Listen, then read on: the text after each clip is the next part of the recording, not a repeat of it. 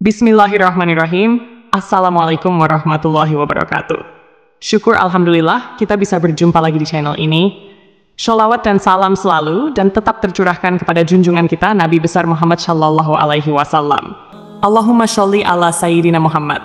Harapan dan doa saya, semoga saudaraku semuanya selalu diberikan kesehatan, dilapangkan rezekinya, diampuni dosa-dosanya, dan dipanjangkan umurnya. Amin ya Rabbal Alamin. Sahabat beriman yang dirahmati Allah, dalam 5 rukun Islam, salat adalah rukun pertama yang wajib dikerjakan. Ibadah salat juga merupakan tiang agama.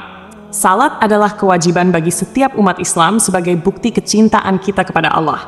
Ada 5 waktu salat wajib yang tidak boleh ditinggalkan, yaitu salat subuh, zuhur, asar, maghrib, dan isya. Jika ditinggalkan, maka akan mendapatkan dosa besar. Meskipun berada dalam kondisi yang tidak memungkinkan, salat adalah hal yang wajib dikerjakan. Meskipun tidak bisa berdiri, maka dibolehkan untuk duduk. Jika tidak bisa duduk, maka diperbolehkan berbaring, bahkan bisa dikerjakan dengan hati. Karena itu, sangatlah tidak logis apabila seseorang mengaku beriman kepada Allah, namun meninggalkan ibadah yang berfungsi sebagai tiang agama. Di berbagai dalil Al-Quran maupun hadis, Allah Subhanahu wa Ta'ala serta Rasulullah Shallallahu Alaihi Wasallam telah menetapkan dengan jelas mana salat yang wajib dan sunnah. Namun meskipun demikian, masih banyak yang menyepelekan salat. Rasulullah Shallallahu Alaihi Wasallam bersabda, "Inti dari segala perkara adalah agama Islam, dan tiang penopangnya adalah salat." Hadits riwayat Tirmidzi. Meskipun salat merupakan tiang agama, namun bagi segelintir muslim saat ini, kedudukan tersebut kerap kali dianggap enteng. Alhasil, salat yang seharusnya mampu mendatangkan pujian dari Allah justru berubah menjadi ibadah yang sangat dibenci oleh Allah dan Rasul-Nya. Bagaimana tidak, esensi utama dalam salat adalah mencari ketenangan dan kekhusyukan. Mengerjakan salat harus dengan ketenangan dan kekhusyukan, atau yang biasa disebut dengan tumakninah. Salat tanpa tumakninah bisa menghilangkan ruh dari salat itu sendiri. Parahnya, salat yang seperti cacing kepanasan atau terburu-buru tanpa menyertai tumakninah sering terjadi di sekitar kita. Ada hadis yang perlu kita ketahui, di mana Rasulullah pernah mengibaratkan orang yang salat tanpa tumakninah sama dengan kejahatan seperti seorang pencuri. Rasulullah Shallallahu Alaihi Wasallam bersabda, "Sejahat-jahat pencuri adalah orang yang mencuri dari salatnya." Para sahabat bertanya, "Wahai Rasulullah, bagaimana dia mencuri dari salatnya?" Beliau menjawab, "Orang yang tidak menyempurnakan rukuk dan sujudnya." Hadits riwayat Ahmad. Kondisi yang dijelaskan dari hadis ini ternyata berangkat dari pengalaman Rasulullah bersama para sahabat. Hari itu, setelah Rasul selesai salat berjamaah, tiba-tiba seorang laki-laki masuk ke dalam masjid dan langsung mengerjakan salat sendirian. Anehnya, ketika salat, laki-laki itu melakukan gerakan rukuk dan sujud tanpa disertai jeda. Melihat hal itu, Rasulullah kemudian berkata di hadapan sahabatnya, "Apakah kalian menyaksikan gerakan salat laki-laki tersebut? Barang siapa yang semasa hidup melakukan salat seperti itu, maka dia meninggal tidak dalam keadaan Islam." Tak berhenti sampai di situ, di hadapan para sahabatnya, Rasul juga mengatakan bahwa model ibadah seperti itu ibarat burung gagak yang sedang mematuk darah, atau seperti orang lapar yang hanya makan sebutir atau 2 butir biji kurma tanpa pernah merasakan kekenyangan. Dalam buku Agar Sholatmu Makin Khusyuk, karya Syekh Muhammad Sholeh Al-Munajid, dijelaskan bahwa salah satu dosa orang yang mengerjakan salat adalah tidak memperhatikan rukun salat, yaitu tumakninah. Memang, tidak ada yang bisa menyangkal bahwa perkara diterima atau tidaknya suatu amalan hanyalah ketentuan Allah Subhanahu wa Ta'ala. Tetapi, sebagai umat muslim, kita juga harus mengetahui bahwa ibadah-ibadah yang telah ditetapkan rukunnya tak bisa diubah atau dilanggar. Oleh sebab itu, dalam salat pun tidak boleh sembarangan menunaikannya. Ada cara dan tuntunan yang harus sesuai dengan ajaran Nabi Muhammad Shallallahu Alaihi Wasallam.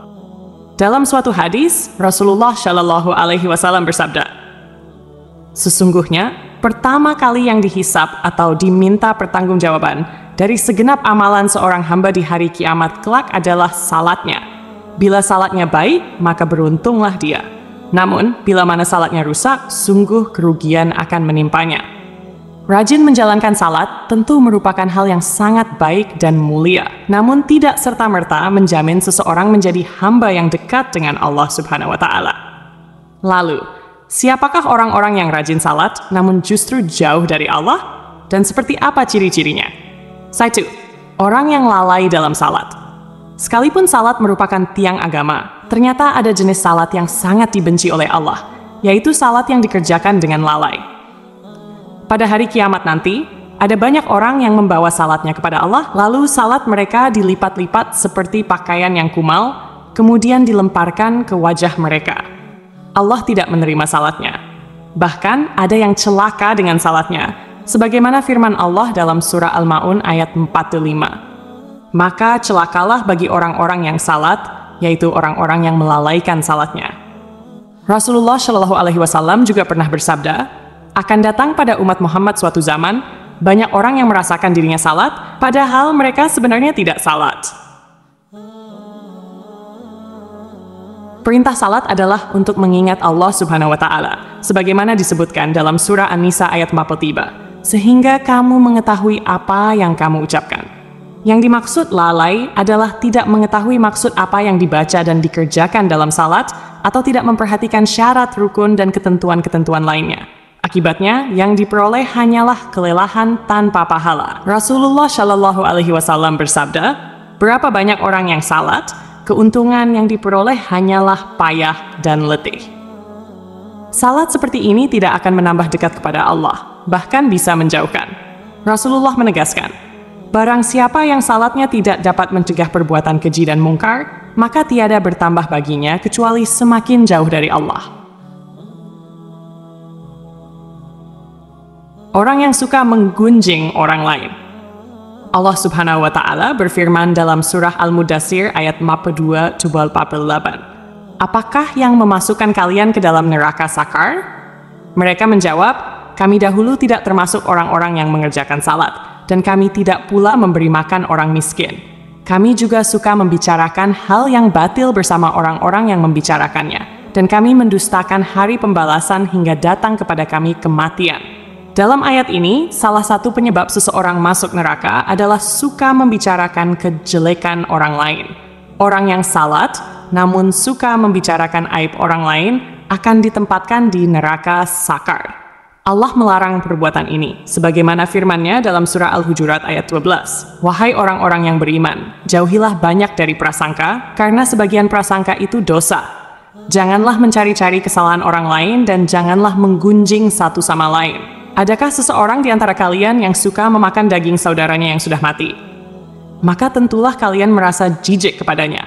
Bertakwalah kepada Allah, sesungguhnya Allah Maha Penerima Taubat lagi Maha Penyayang.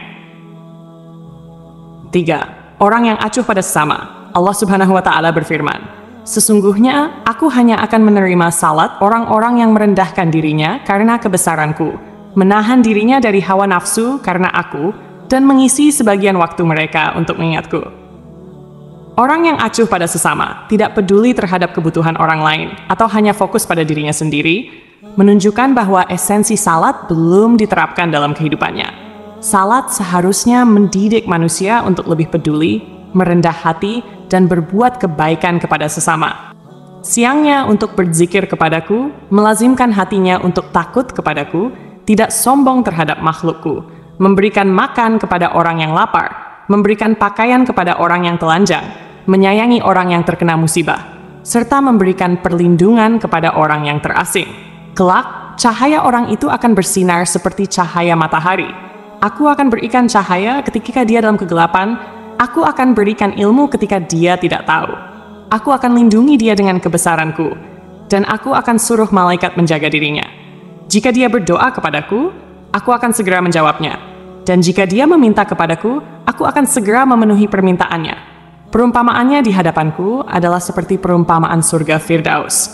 Dalam hadis yang lain, Rasulullah Shallallahu Alaihi Wasallam menyebutkan bahwa salah satu cara mendekatkan diri kepada Allah adalah bersifat dermawan dan senang membantu orang lain, terutama kepada mereka yang sedang kesulitan. Rasulullah Shallallahu Alaihi Wasallam bersabda, orang yang dermawan dekat dengan Allah, dekat dengan manusia, dan dekat dengan surga. Sedangkan orang yang bakhil atau pelit jauh dari Allah, jauh dari manusia, dan dekat dengan neraka. Orang yang dermawan, insya Allah, akan menemukan kenikmatan di dalam salatnya.